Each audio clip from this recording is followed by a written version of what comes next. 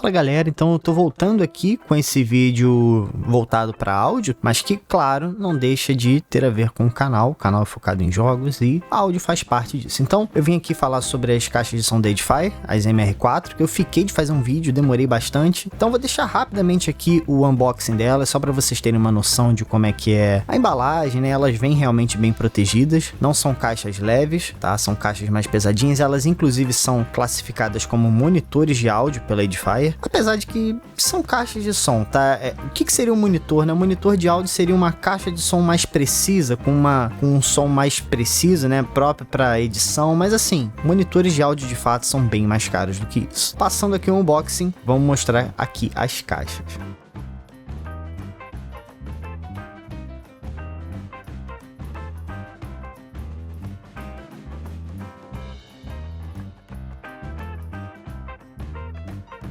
Bom, então galera, elas são caixas de som ativas, e a caixa de som ativa, né, no caso par, é uma caixa de som que tem já dentro dela um amplificador de caixas de som, né? Por que de caixas de som? Porque tem amplificador que é especificamente para fone de ouvido, é menos potente. Então você vai ver que tem esses conectores, né, que são do amplificador, conectores em linha. A caixa ela tem um controle de volume, indicando que ela já tem uma amplificação ali e que ela é ativa, e ela se conecta com a outra caixa através deste cabo de alto-falante, ou speaker cable, como é conhecido. E a caixa passiva, né, ela é só a caixa de som, então vai ter só ela ali, a construção de madeira, e o transdutor, que é a peça ali dentro que vibra, né, com a energia elétrica que ela recebe e faz o som. Essa energia que ela recebe do amplificador. Então, nesse caso aqui, por exemplo, eu estou usando o meu amplificador de fone de ouvido como pré-amplificador. Para você energizar as caixas passivas, você precisa de um amplificador de caixas de som. É o outro aparelho, né, ele é bem mais potente e ele usa outras conexões para se ligar à caixa.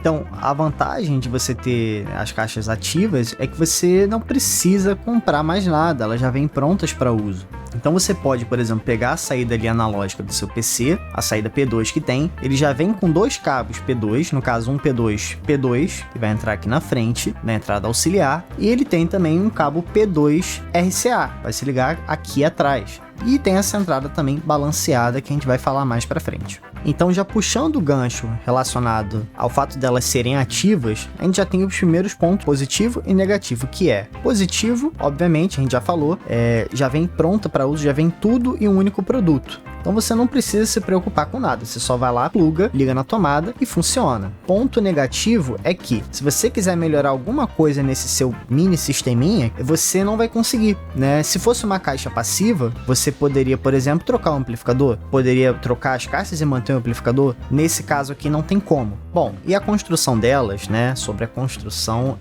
elas têm uma construção boa sim. Já vi algumas pessoas falando que a construção delas é mais ou menos. Não, é uma construção boa, mas não é nada demais. Quando você compara com outras caixas da própria Edifier, você vê que a construção dela é inferior. De novo, não é ruim, é inferior a outros modelos. Mas aí você vê outros modelos com construção até superior, pelo menos na parte externa, só que mais baratos. Então você pensa, poxa, se ela é mais cara, né? Deve ter alguns componentes ali internos referente à qualidade do som melhor. Mas aí eles tiveram que baixar o custo ali de produção, sei lá, na parte externa, no acabamento, para tentar deixar um preço mais competitivo. Enfim, o acabamento dela é bom, não parece que vai desgastar nem nada, mas a gente já tem um ponto negativo aqui, que é na parte frontal. Alguns outros modelos da Edifier tem aquela proteção frontal de caixas de som que você pode remover se quiser. Aqui não tem essa opção, então você obrigatoriamente vai usar assim, aberto, e assim, não é um problema, né? Até porque limpar isso aqui, tu passa um pincelzinho e sai poeira. Mas se você tem criança atentada em casa, animal de estimação que sai subindo em tudo, derrubando tudo, gato maluco que enfia a unha nas coisas, é meio perigoso. Assim, tu colocar o dedo aqui, não vai estragar, mas não é para você ficar mexendo nisso,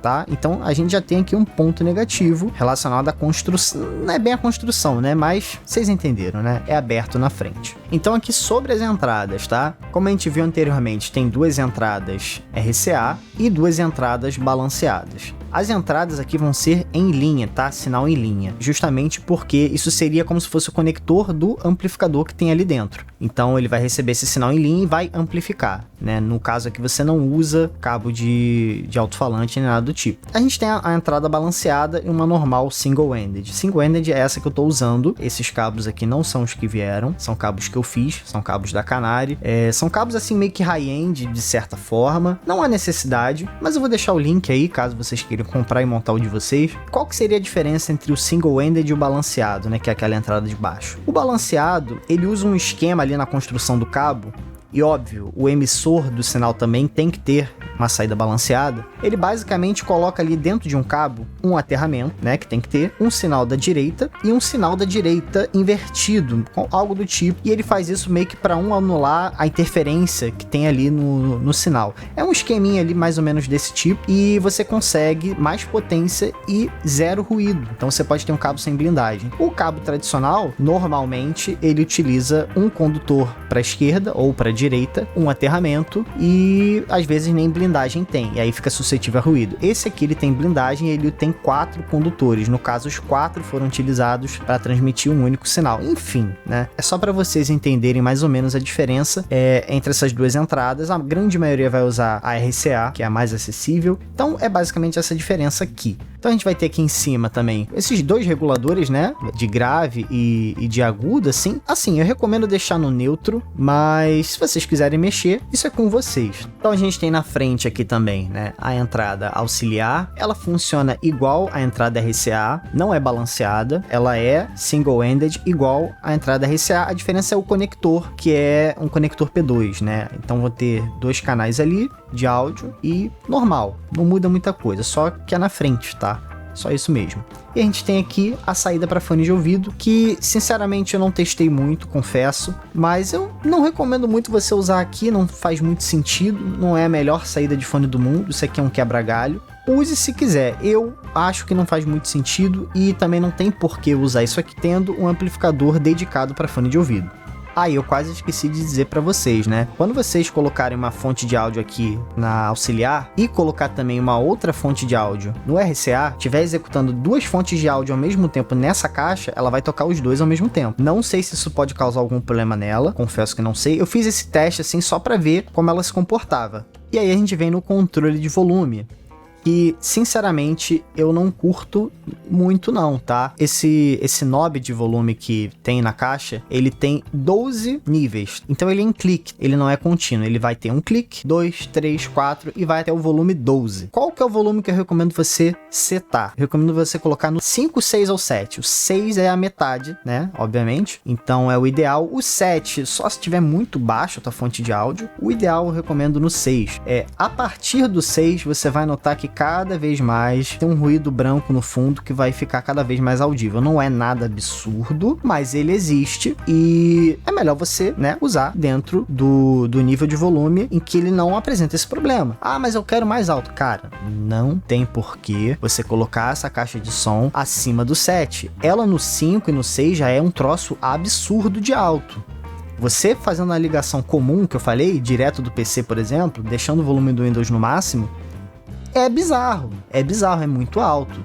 Então, eu recomendo você setar no 6, que você vai ter uma amplificação ali show de bola nela, e regula o volume pelo volume do Windows, né? Não deixe o volume do Windows em 100, vai baixando um pouco. Realmente, controlar o volume por ela é muito ruim. Por exemplo, do nível 4, ele tá baixo para médio. Aí você quer aumentar um pouquinho, tu joga pro 5, ele dá um aumento exponencial de volume, é muito alto.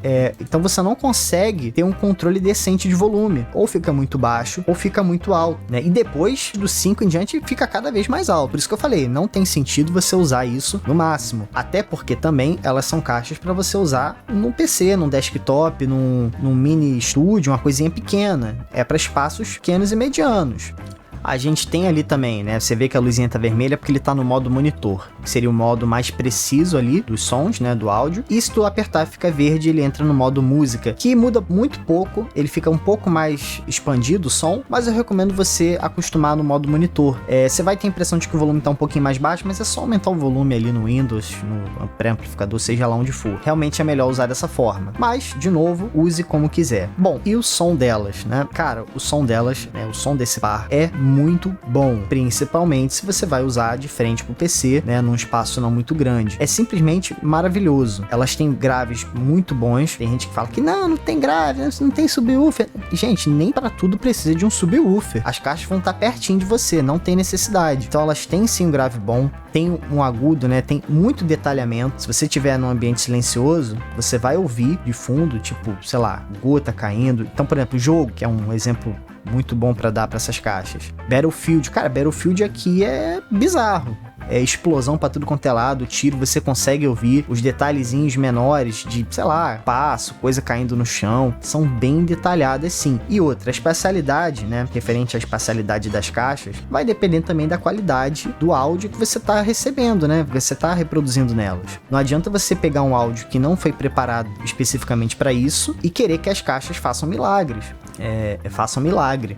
Elas não vão fazer. Então, um exemplo que eu me assustei no Wii, né? Eu tenho o Nintendo Wii aqui. E aí eu fui testar, eu não lembro qual jogo era, acho que era Mario Party, não lembro exatamente qual, de GameCube. E tinha nas opções de áudio, né, mono, estéreo e surround. Só que o GameCube e o Nintendo Wii, eles não têm saída 5.1. Então eu pensei, ou é um surround virtualizado, né, pra canal estéreo, ou sei lá, eles usam alguma outra gambiarra aqui. Eu coloquei, fui dar o teste, né, o play no teste. Você consegue ver, né, o áudio da esquerda, da direita, cima, trás, frente. Aí beleza, foi lado, na frente, ok. E atrás, o som veio de trás. Eu fiquei assustado, falei, cara, bizarro isso. Ou seja, as caixas são muito competentes. Então é isso, gente, não tem muito mais o que falar sobre ela. Eu não vou colocá-las aqui pra tocar, porque não faz o menor sentido isso. Eu não tô em ambiente de estúdio, meu microfone não é incrível, isso vai afetar a qualidade, né? Vai ter a edição no Premiere, que vai afetar também. Vai ter a compressão do YouTube e vai ter o aparelho em que vocês estão reproduzindo áudio. Então não faz o menor sentido eu tocar essas caixas aqui. Realmente não faz. Mas é isso, gente. Eu vou deixar o link delas aqui na Amazon. Pode ser que não esteja em estoque, mas confira que eu talvez atualize, né? Caso entre em estoque de novo. E eu vou deixar também uns links aqui de cabo, coisas do tipo, coisas relacionadas a áudio no AliExpress, que no momento que eu vou postar esse vídeo vai estar próximo a Black Friday, então com certeza vai ter bastante promoção aí. Confiram, usem os links, vocês me ajudam também. E se inscrevam no canal. Então é isso, gente. Essa semana ainda eu posto mais vídeos. Vou postar vídeo do Hi-Fi Man HE400SE, que já tá há um tempinho comigo, e de outras coisinhas relacionadas a áudio, porque eu tô já há meses pra postar isso. Então é isso, gente. Valeu, falou e fui!